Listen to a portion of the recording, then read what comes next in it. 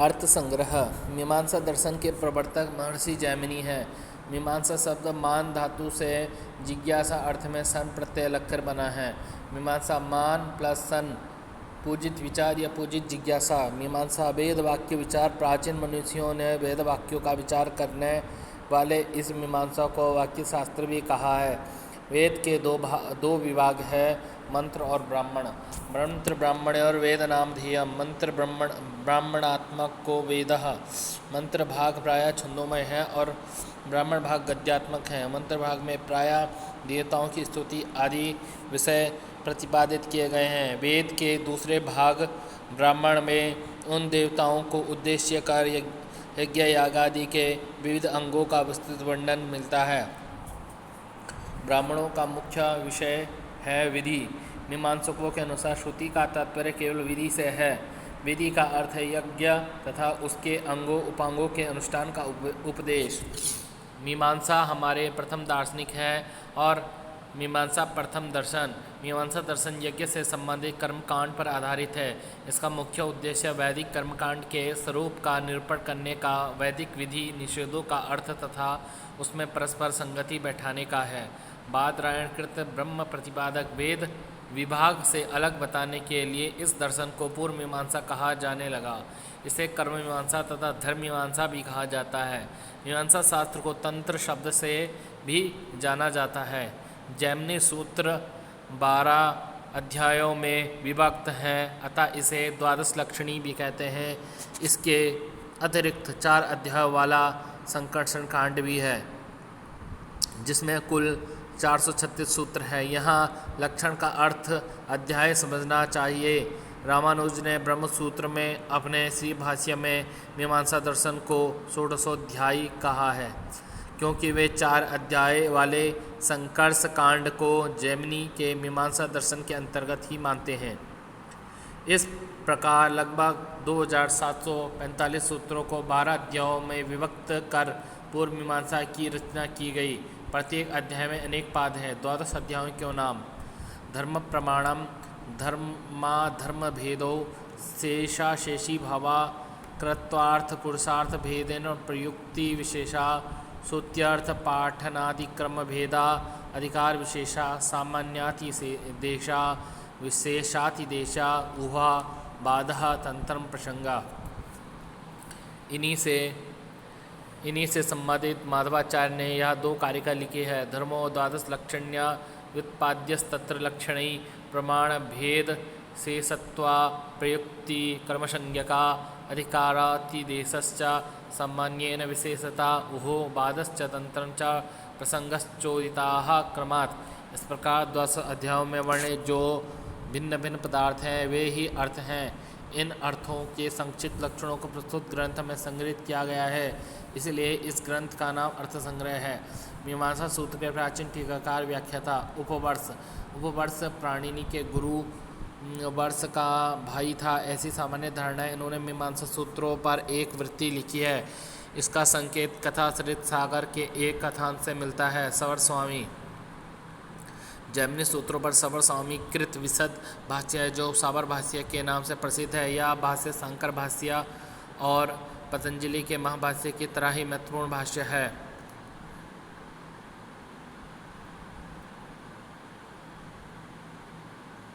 जैमिनी सूत्र को व्यवस्थित करने का श्रेय सवर स्वामी को ही है। इनका असली नाम आदित्य देव था। कहा जाता है कि जैनों के उत्पीड़न के भय से इन्होंने वनवासी सवर का वेश धारण कर लिया था, इसलिए इन्हें सवर स्वामी कहा जाता है। प्रभाकर मत और भाट्ट मत। सावर भाष्य के पश्चात मीमांसा शास्त्र की विचारधारा में कुछ महत्वपूर्ण विषयों के विषय में 2 अन्योन्य भिन्न मतों का प्रचलन प्रारंभ हुआ।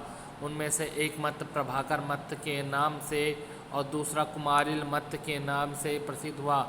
प्रभाकर को गुरुजी की संज्ञा उनके प्रसिद्ध गुरु सालिकनाथ के द्वारा दी जाने के कारण प्रभाकर का मत प्रभाकर मत या गुरु मत के नाम से प्रसिद्ध है।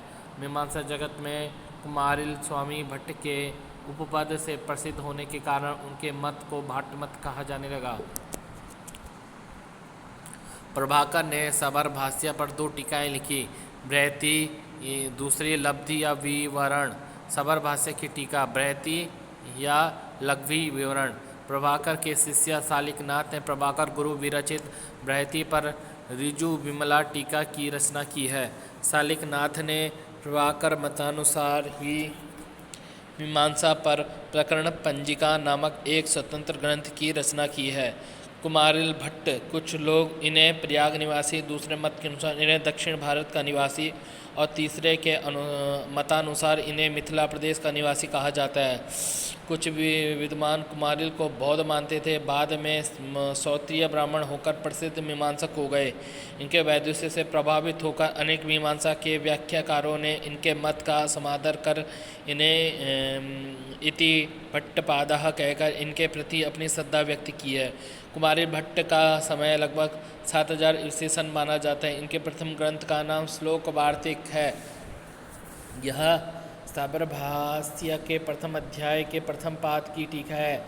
इस पाद का नाम तर्कपाद है। दूसरे ग्रंथ का नाम तंत्र वार्तिक है। सबर भाष्य के प्रथम अध्याय के अवशिष्ट 3 पाद, द्वितीय अध्याय एवं तृतीय अध्याय की गद्यात्मक टीका इसमें की गई है। शेष 9 अध्यायों की संक्षिप्त टीका तीसरे ग्रंथ में टुप टीका नाम से की गई है। श्लोक वार्तिक पर पार्थ सारथी मिश्र कृत न्याय रत्नाकर नामक टीका लिखी गई। तंत्र वार्तिक पर सोमेश्वर भट्ट कृत न्याय सुधा अथवा राणक नाम की सुप्रसिद्ध टीका है। न्याय रत्नमाला यह भी एक स्वतंत्र ग्रंथ है। इस पर प्रख्यात वेदांती रामानुजाचार्य ने राणक रत्न नामक व्याख्या लिखी है। मंडन मिश्र यह कुमारिल भट्ट के बहुसंख्यक शिष्यों में से विशेष प्रतिभा संपन्न माने जाते हैं।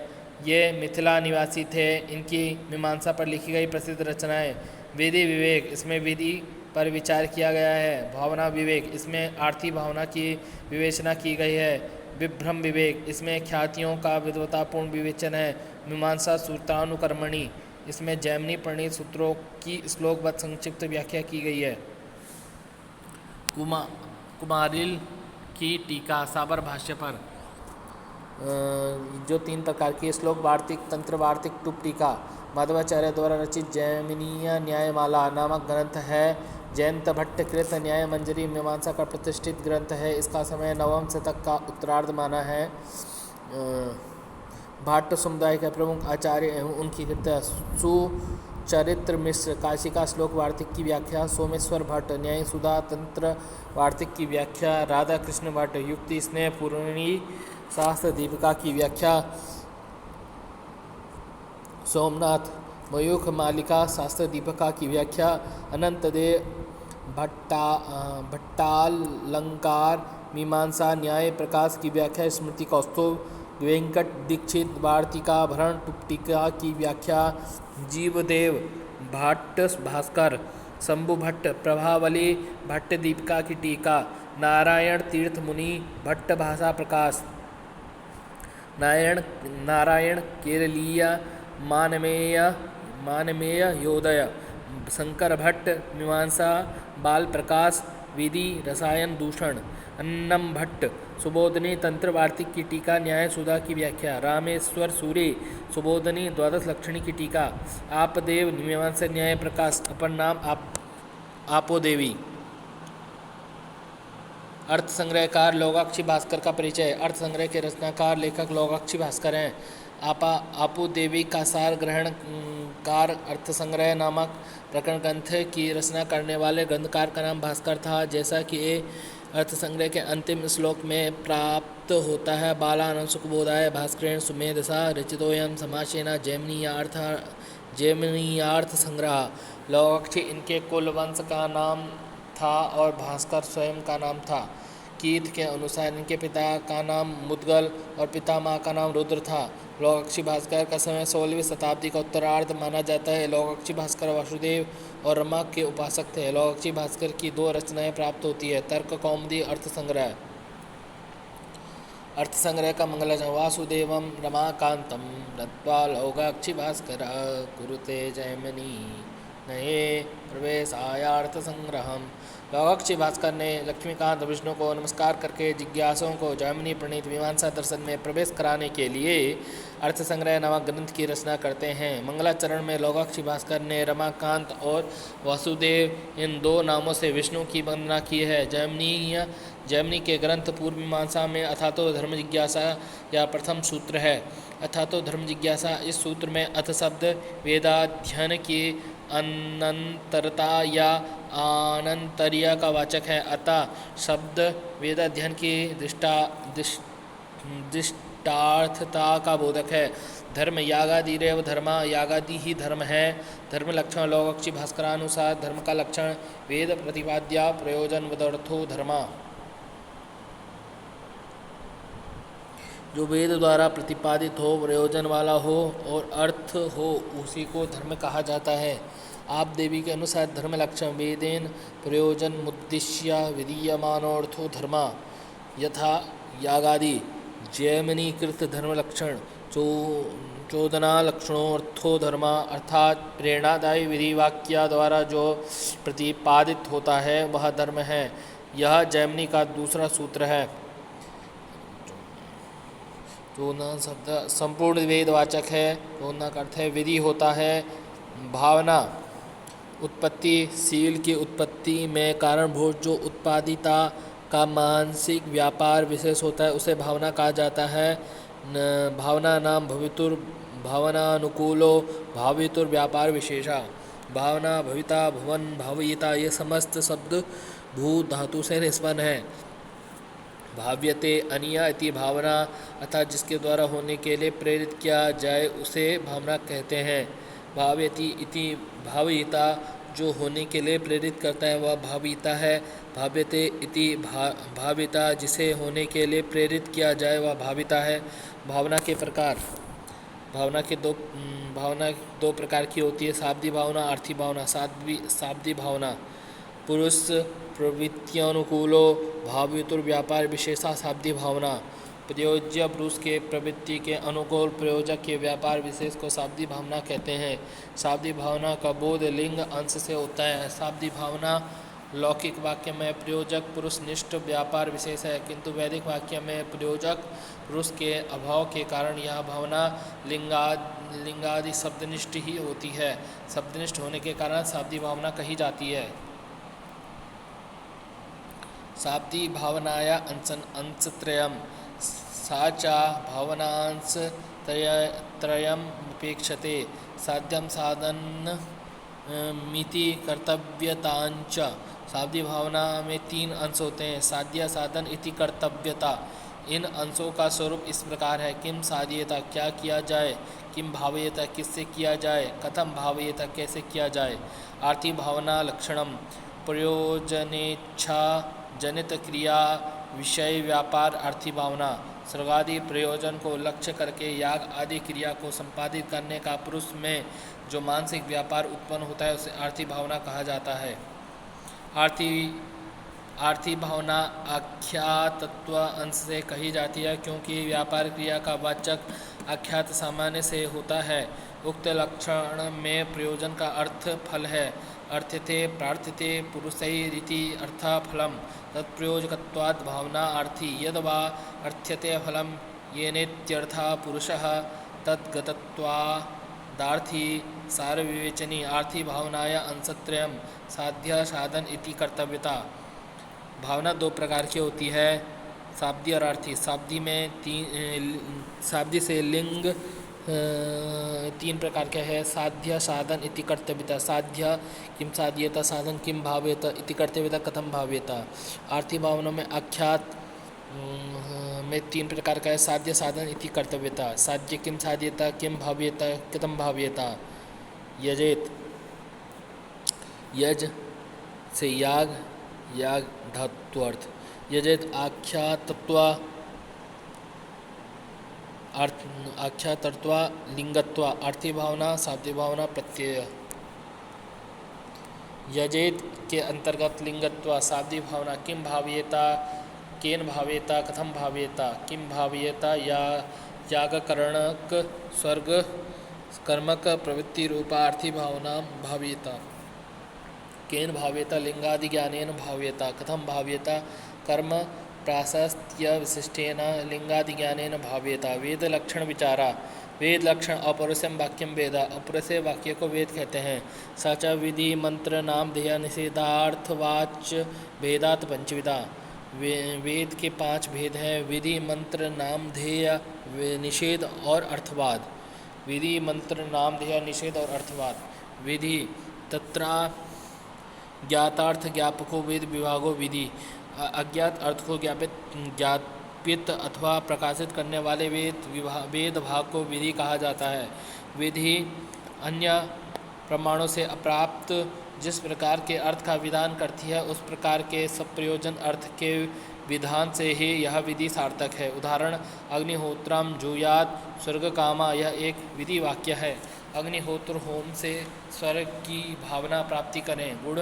विधि का लक्षण यत्र कर्म मानांतरेण प्राप्तम तत्र तदुद्देशेन गुणमात्रम विधत्ते यथा ददना जो होती जहाँ पर कर्म याग आदि दूसरे प्रमाण से प्राप्त हो वहाँ पर विधि उस कर्म को उद्दिष्ट करके गुण मंत्र का विधान करती है जैसे ददना जो होती दधि के द्वारा होम करे या अर्थ बोध होता है विशिष्ट विधि का लक्षण यत्र तुभय प्राप्तम तत्र विशिष्टम विधत्ते यथा सोमेन यजिता किम जहाँ लेकिन जहाँ पर प्रमाणांतर से दोनों कर्म और गुण अप्राप्त रहते हैं वहाँ पर विधि द्वारा दोनों का विधान होता है अर्थात गुण विशिष्ट कर्म का विधान होता है सोमेन यजेत यहाँ पर अप्रमाणांतर सोम और याग के अप्राप्त होने के कारण विधि सोम विशिष्ट याग का विधान करती है सोम पद में मत्वर्थ लक्षणा से सोमान याग से इष्ट स्वर्ग का संपादन करे विधि का प्रथम विभाजन विधि 3 प्रकार की होती है विधि या उत्पत्ति गुण विधि विशिष्ट विधि अग्निहोत्रम जुहात स्वर्ग कामा गुण विधि ददना जो होती विशिष्ट विधि सोमेन यजेता विधि का विधान विधि का द्वितीय विभाजन विधि 4 प्रकार की उत्पत्ति विधि विनियोग विधि अधिकार विधि प्रयोग विधि अग्निहोत्रम जो होती ददना जो होती यजेत अधिकार विधि सजेत स्वर्ग कामा प्रयोग विधि 10 पूर्ण मासाभ्याम सरकामो यजेता विधि का तृतीय विभाजन विधि अपूर्व विधि नियम विधि परिसंख्या विधि अपूर्व विधि यजेत स्वर्ग कामा नियम विधि व्रीहीन वहंती परिसंख्या विधि पंचनखा भक्ष्या विधियों का दूसरा विभाजन विधि 4 प्रकार की होती है उत्पत्ति विधि तत्र कर्म स्वरूप मात्र बोधको विधि उत्पत्ति विधि यागादि कर्म के स्वरूप मात्र का बोधक विधि उत्पत्ति विधि होती है उदाहरण अग्निहोत्रम जो होती याग का लक्षण उद्देश्य देवताम द्रव्य यागो विधीयते विनियोग विधि अंग प्रधान संबंध बोधको विधिर विनियोग विधि अंगों के साथ संबंध बोधक विधि को विनियोग विधि कहते हैं ददना जो होती का अर्थ है ददना होमम भाव्यता अर्थात दधि के द्वारा होम का संपादन होता है जिस विधि द्वारा अंग गौण शेष और प्रधान मुख्य शेष के उपकारकोप कार्य रूपी संबंध का ज्ञान होता है उसे विनियोग विधि कहते हैं विनियोग विधि के 6 सहकारीभूत प्रमाण श्रुति लिंग वाक्य प्रकरण स्थान समाख्या श्रुति 4 प्रकार की है श्रुति से विधात्री से लिंगात्मिका का यदि जुहुयात लिंग से अभिधात्री से व्रीयादि से व्रीहीन अब हंति व्रीहीन प्रोक्षति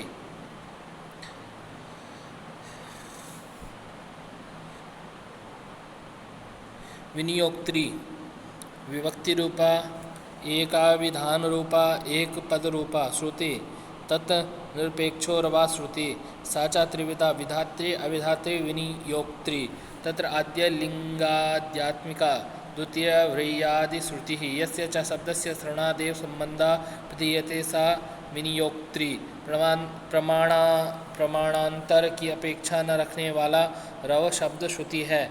वह श्रुति तीन प्रकार की होती है, विधात्री, अविधात्री और विनियोक्त्री। उसमें से पहले श्रुति लिंगात्मिका, दूसरी श्रुति व्रीयादि है। जिस शब्द के सुनने मात्र से ही संबंध का ज्ञान होता है वह विनियोक्त्री श्रुति है।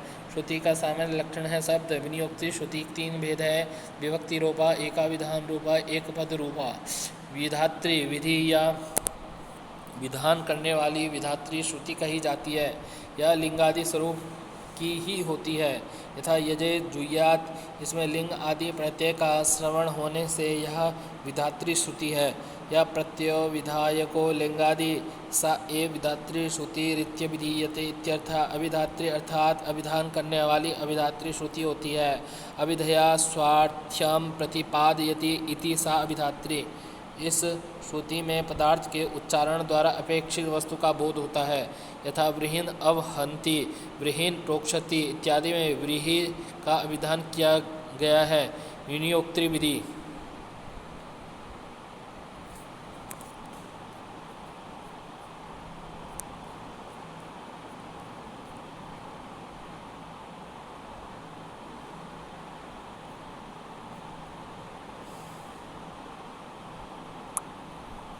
विनियोक्त्री श्रुति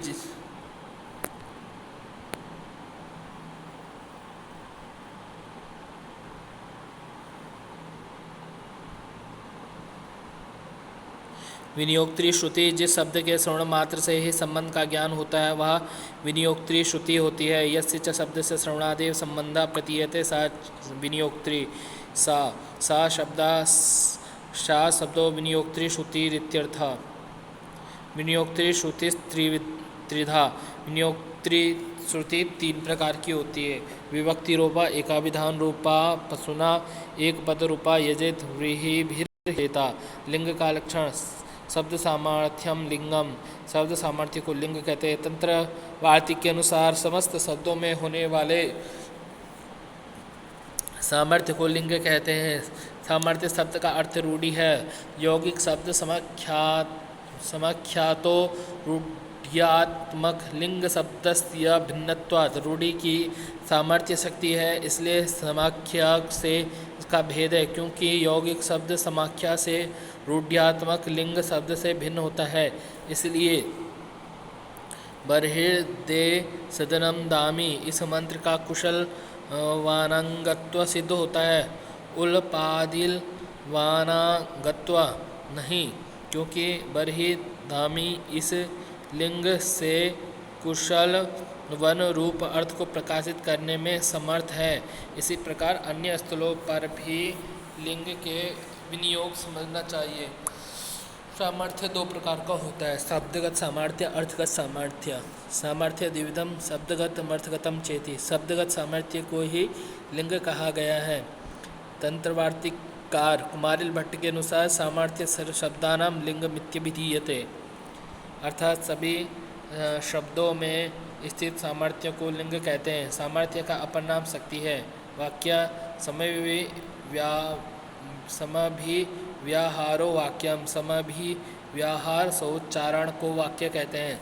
साध्यत्वादि वाचक द्वितीय आदि विभक्तियों का अभाव होने पर भी शेष अंग एवं शोषी अंगी का बोध कराने वाले पदों के सोच्चारण को वस्तुतः वाक्य कहा जाता है। यस्य पर्णमहि जुहुर्भवति सा चा पापम श्लोकम शृणोति। जिस व्यक्ति के जुहु पलाश काष्ठ निर्मित होती है वह अपना अपयश नहीं सुनता है।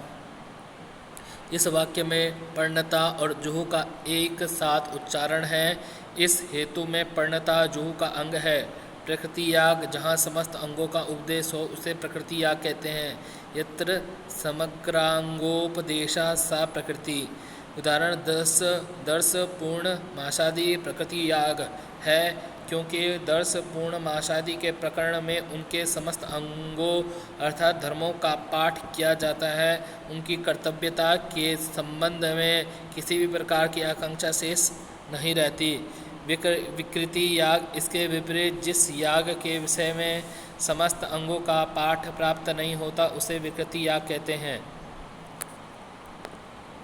उदाहरण शौर्य, सेन, इंद्राग्र इत्यादि याग विकृति याग है। प्रकरण का लक्षण उभयाकांक्षा प्रकरणम, दो वाक्यों की परस्पर आकांक्षा को प्रकरण कहते हैं। उदाहरण प्रयोजादि में समेधो यजति इत्यादि वाक्य में फल विशेष के निर्दिष्ट न होने के कारण समिध्या केन भाव्येता, इस प्रकार के बोध के बाद किम भाव्येता यह उपकार्य फल की आकांक्षा होती है। दर्श पूर्ण मास वाक्य में भी दर्श पूर्ण मासाभ्याम स्वर्गम भाव्येता, इस प्रकार के बोध के बाद कथम भाव्येता यह उपकारक साधन की आकांक्षा होती है। इस प्रकार उभयाकांक्षा से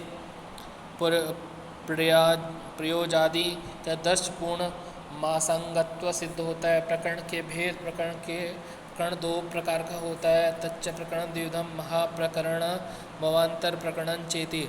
महाप्रकरण अवांतर प्रकरण। महाप्रकरण तत्र मुख्य भावना संबंधी प्रकरण महाप्रकरण न च प्रयाजादीनां दशपूर्ण मासंगत्वम। मुख्य अर्थात फल भावना से संबंधित प्रकरण को महाप्रकरण कहते हैं। उससे ही प्रयोजादि का दशपूर्ण मासंगत्व सिद्ध होता है। महाप्रकरण की प्रवृत्ति केवल प्रकृति यागों में ही संभव है, क्योंकि उभयाकांक्षा केवल प्रकृति यागों में ही होती है। विकृति में उभयाकांक्षा का सर्वथा अभाव रहता है। अवांतर प्रकरण का लक्षण अंग भावना संबंधी प्रकरण मवांतर प्रकरण। अंग भावना संबंधी प्रकरण अवांतर प्रकरण है। इसमें उभयाकांक्षा और अंग भावना संबंधी दोनों का होना आवश्यक होता है। यह अवांतर प्रकरण संदंश दो के मध्य में पाठ से ही जाना जाता है। संदंश का लक्षण एकंगानुवादेन विधीयमानयोरंगयोरंतराले वितत्व संदंसा। एक अंग के अनुवाद से विधीयमान दो अंगों के बीच में किया जाने वाला विधान संदंश होता है। जैसे अभिक्रमण में संदंश शब्द का अर्थ चिमटा या संडली होता है। टीका में इसका अर्थ संक्षेप में इस प्रकार दिया गया है। प्रयोजनानुवादेन विहित तदंग मध्ये विहितत्वम संदंसा। दर्श एवं पूर्णमास प्रधान याग है। प्रयाज 5 क्रियाओं का समूह है। वे क्रियाएं हैं समिदो यजति, तनून पातम यजति, ईडो यजति, बहिर्यजति, स्वाहाकारम यजति। स्थान का लक्षण देश सामान्य स्थानम तद्विदम, देश की समानता स्थान है और दो प्रकार की है। पाठ सादेशिया, अनुष्ठान सादेशिया। स्थान और कर्म ये दोनों समानार्थी है। पाठ सादेशिया भी दो प्रकार का होता है, यथा संख्या पाठ और सन्निधि पाठ। उदाहरणार्थ अभिसेचनीय याग एवं देव नारी धर्मों का पाठ समान देश स्थान में पाया जाता है, अतः वहाँ प्रमाण की प्रवृत्ति प्राप्त होती है। स्थान और कर्म दोनों एक ही अर्थ के वाचक हैं। सादेशीय, सदेशत्व, समादेशत्व, देश सामान्य, ये सभी समानार्थक शब्द के द्योतक हैं। समाख्या का लक्षण समाख्या यौगिका शब्द साचा द्विविधा वैदिकी लौकिकी चा। समाख्या नाम का अंतिम प्रमाण है। समाख्या यह एक यौगिक शब्द है। यह दो प्रकार का होता है, वैदिकी और लौकिकी। लक्षण में प्रयुक्त यौगिक शब्द का अर्थ शब्द के घटकावयवों द्वारा व्यक्त किया हुआ अर्थ वही यौगिक शब्द है। उदाहरण पाचक, इस शब्द में पच धातु और आकर्णोल कर्तृवाचक प्रत्यय ये दो पाचक शब्द के घटकावयव है। पाचक शब्द का अर्थ पकाने वाला, इसलिए पाचक एक यौगिक शब्द है। ये यौगिक शब्द जिस शब्द से केवल अव्यवार्थ का ही बोध हो उसे यौगिक शब्द कहा जाता है।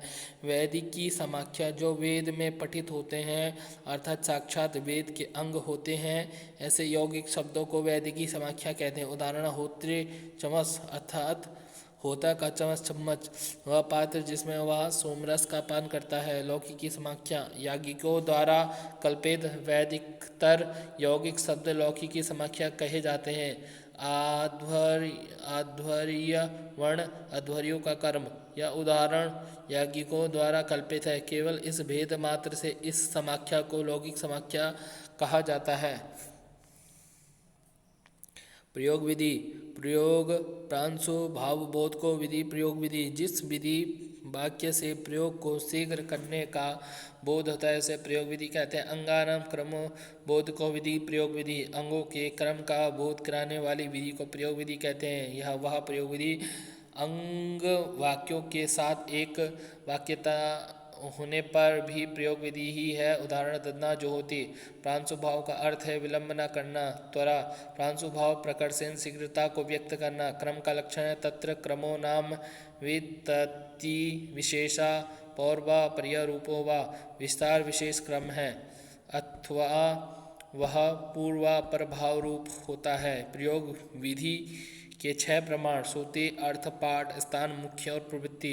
प्रयोग विधि के यह 6 प्रमाण हैं। यही क्रम के निर्णायक प्रमाण माने जाते। श्रुति का लक्षण तत्र क्रम पर वचनम श्रुति, तच्च द्विविधम केवल क्रम परम तद विशिष्ट पदार्थ परम चेति। इन 6 प्रमाणों में क्रम बोधक वाक्य श्रुति है। वह 2 प्रकार की है, केवल क्रम बोधक और तद विशिष्ट क्रम विशिष्ट पदार्थ बोधक।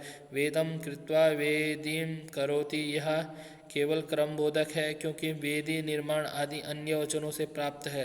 वेद कुश मुष्टि एवं वेदी की रचना का विधान दूसरे विधि वाक्यों से हो जाता है। यहाँ केवल क्रम का विधान त्वा वृत्ते से हुआ है।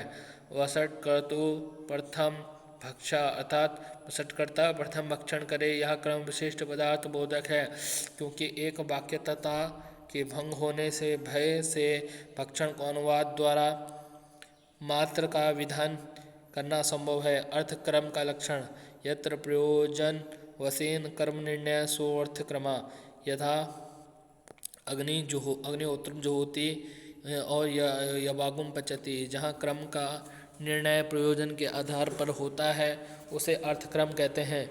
यहाँ अर्थ शब्द प्रयोजन का वाचक है। अर्थक्रम का उदाहरण अग्निहोत्रम जुहोति और यवागुम पचति विधि वाक्य है। पाठ क्रम का लक्षण पदार्थ बोधक वाक्यानाम यह क्रमशः पाठक्रमा। पदार्थ बोधक वाक्यों का जो क्रम है वह पाठ क्रम है, उससे पदार्थों का क्रम जाना जाता है।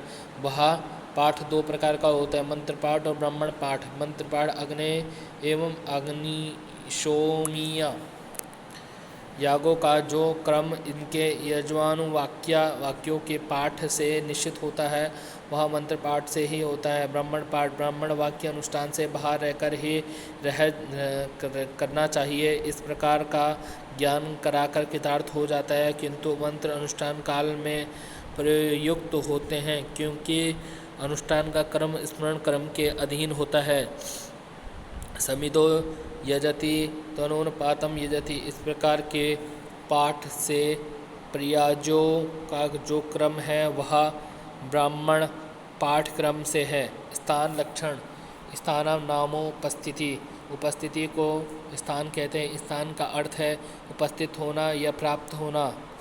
किसी विशिष्ट स्थान पर कोई विशिष्ट पदार्थ कर्तव्यत्वेन उपस्थित प्राप्त होने पर वह उसी स्थान पर अनुष्ठित हो। इस प्रकार जो क्रम निश्चित किया जाता है वह क्रम स्थान प्रमाण के आधार पर निश्चित किया जाता है। इसलिए इस प्रकार के निश्चित किए गए क्रम को स्थान क्रम कहते हैं।